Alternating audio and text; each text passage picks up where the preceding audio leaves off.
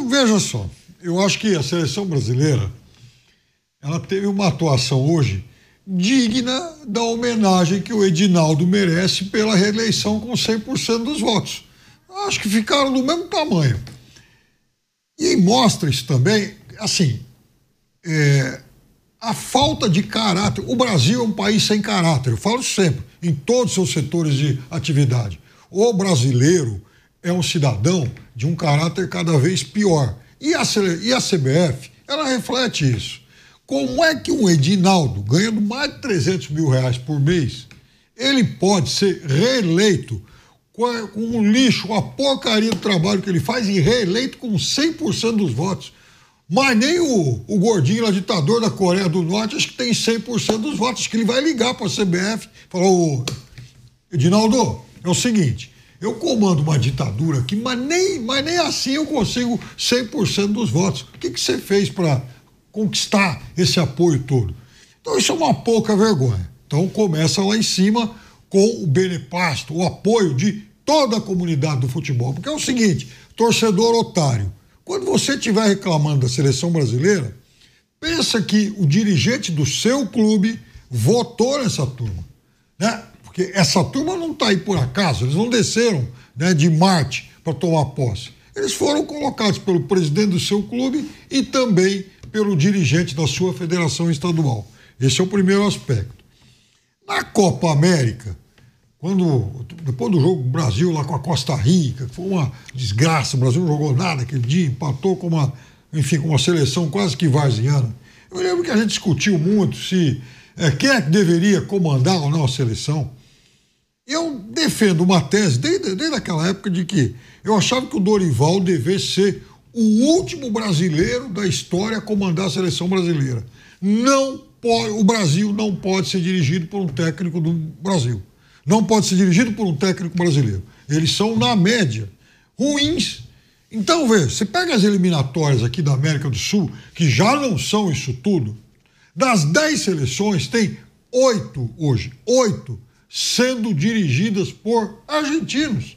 Até o Ricardo Gareca arruma emprego em seleção sul-americana e técnico brasileiro dificilmente é lembrado. Por quê? Porque na maioria das vezes eles são ruins.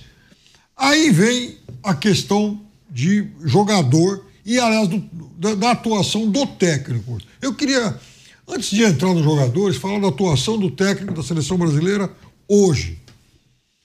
Primeira coisa que me chama a atenção é a fraqueza dele. A fraqueza diante da adversidade. Porque ele não convocou o Endrick, um moleque de 18 anos, revelação, e que muita gente reclamou. Aí o Brasil toma 3-1 da Argentina no primeiro tempo em Buenos Aires, e o que ele faz? Covardemente olha para o banco e coloca esse moleque.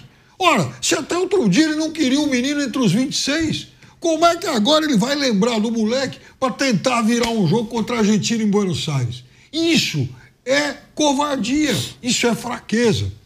Outra coisa, Dorival deveria, assim, se ele tivesse um pouco mais de bom senso, e ontem a gente fazendo aqui, ontem que eu digo na segunda-feira, a gente fazendo o bate-pronto, foi até o Bruno que lembrou isso, é o seguinte, você vai jogar contra a Argentina em Buenos Aires, tá com o Gerson e o Bruno Guimarães suspenso. O Bruno suspenso e o Gerson contundido. Ora, não custa nada pensar, pelo menos para esse jogo, por conta dessa circunstância especial, que você tem os seus 2 únicos bons jogadores de meio campo fora, tentar reforçar um pouquinho mais esse setor de marcação. Já poderia ter começado com o João Gomes, para que começar com os 4 atacantes, com um time super exposto? Porque vejam só, a Argentina nisso, ela até respeitou mais o Brasil, porque ela poupou o Depou em Montevidéu para enfrentar a seleção brasileira. E no momento em que o Depou então tem que voltar para o time, ele foi lá e tirou o Simeone, que atuou em Montevidéu um pouquinho mais à frente. Ou seja, ele preencheu ainda mais esse meio-campo, dando até mais criatividade para esse setor. Mas, veja, ele pegou o seu melhor criador na ausência do Messi, poupou o cara em Montevidéu para jogar contra a seleção brasileira. Ou seja, ele respeitou mais o Brasil do que a insensatez do Dorival em relação à Argentina. Dava a impressão que o Brasil ia pegar a Bolívia em casa, né? Todo escancarado, todo abertão. E aí vem uma outra coisa que eu queria destacar aqui, que o Vampeta sempre chama atenção. É o seguinte, o jogador que está hoje no Flamengo, no Palmeiras e em alguns outros clubes aqui da América do Sul, ele é mais pressionado, ele está mais acostumado a decidir do que o Joãozinho, que está lá no Nottingham Forest, no Fulham, por melhores campanhas que esses times fazem. O Murilo, por exemplo, ele faz uma ótima Premier League, mas ele joga num time no qual ele não tem grande pressão. Tudo isso para dizer o seguinte, não dá para ter o Joelinton como titular da seleção brasileira. Ah, mas jogou bem no Newcastle, tá bom, mas não, veja, olha onde foi que ele jogou bem, ele não está jogando bem num time de primeiríssima linha. Então, é isso que também tem que ser mais observado em relação, enfim, em relação ao time do Brasil, porque já na Copa América a gente chamava atenção que no jogo contra a Colômbia o Brasil tinha 3 caras de Premier League no seu meio-campo e perdendo para o meio-campo que tinha o Richard Rios e o Rames. Qual é a mágica para isso? Porque o time do Brasil, entre outras coisas, é desenvolvido por técnico brasileiro. E com técnico brasileiro não dá. Eu quero trazer aqui uma baita declaração, hein? Uma baita declaração do Dorival Júnior. Falou algo que ninguém percebeu, falou algo assim impressionante.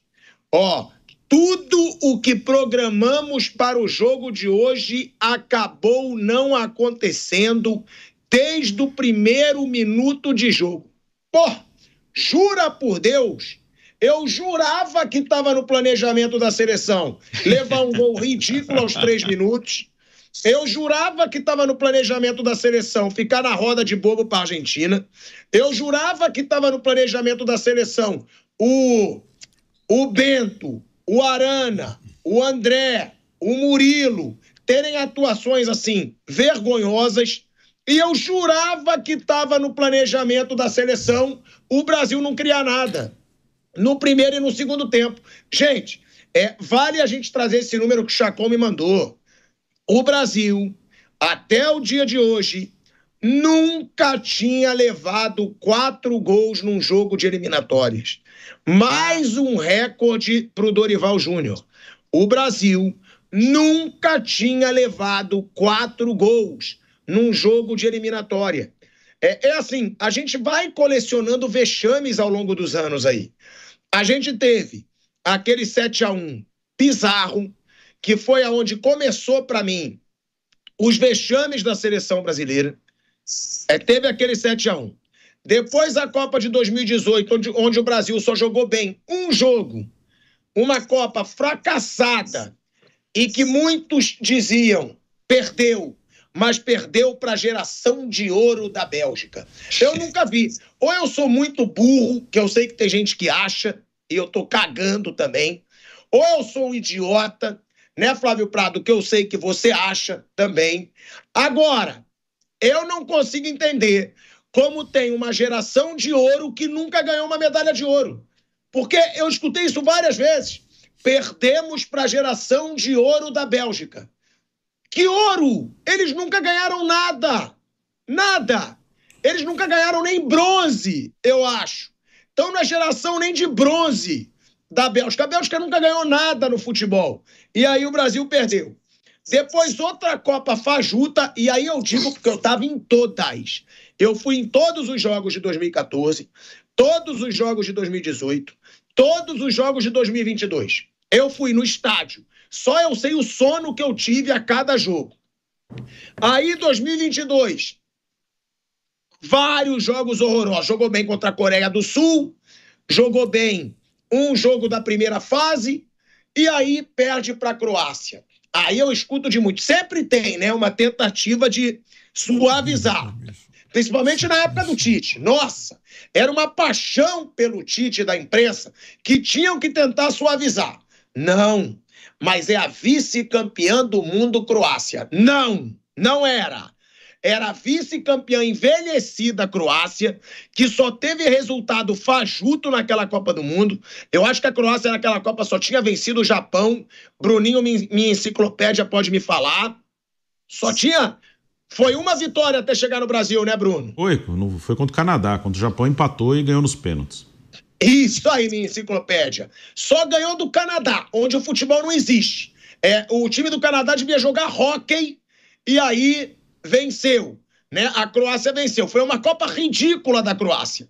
E o Brasil foi eliminado por essa Croácia. Então, vai colecionando vexames, uma geração de vexames, e a gente vê a gente caminhando para mais um. É assustador, ô Flávio Prado, a gente vê o atual momento da seleção brasileira, porque a gente teve, vocês viram, né? Eu não vi nada. Você viu Pelé, você viu Garrincha, você viu Nilton Santos, Rivelino, Zico. A geração do Zico não ganhou, mas encantava o torcedor. O torcedor gostava de ver futebol. Zico, Sócrates, Cerezo, Júnior. Era uma geração que jogava bola, Falcão. Aí depois tiveram gerações que jogavam pior, mas ganhavam. 94, 2002, até mesmo 98, chegou na final contra a França. E de repente, depois de 2002, Flávio, degringolou. Era o melhor time do mundo em 2006 e não conseguiu vencer aquela Copa. E a partir daí foi tendo uma Copa pior que a outra e um futebol brasileiro em decadência. E detalhe, os jogadores do Brasil não são ruins, Flávio.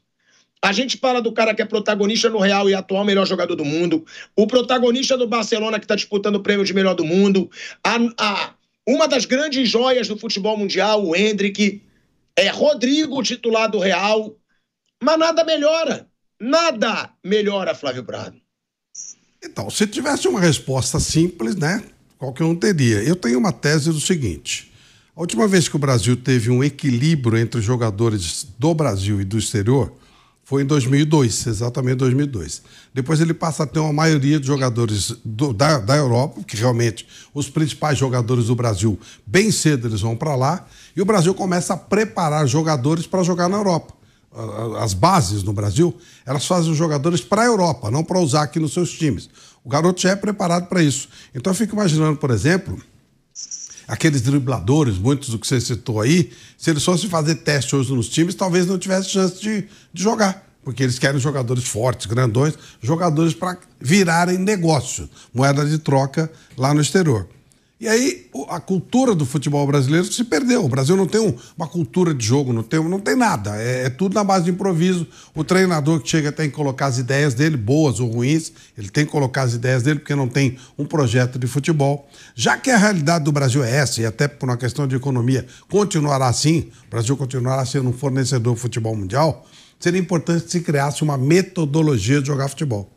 Mas não com o Edinaldo, né? Aí não dá. O Edinaldo não sabe nada, é um horror.